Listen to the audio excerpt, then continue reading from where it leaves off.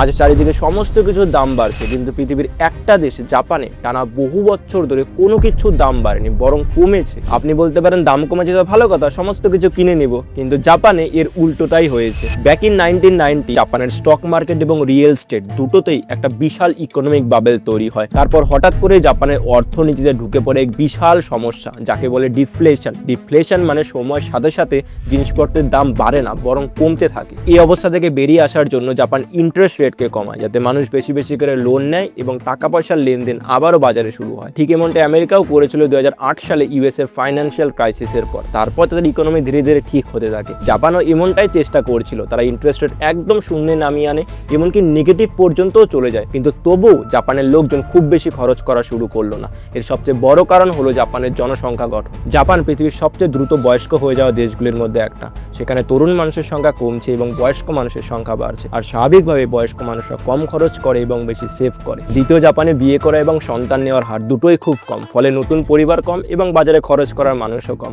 এর ফলাফল জাপানের মোট খরচ বছরের পর বছর দুর্বল হয়ে পড়ছে। কিন্তু মজার বিষয় হলো জাপান একমাত্র দেশ যেটা ধনী হয়েছে কিন্তু মোটা হয়নি।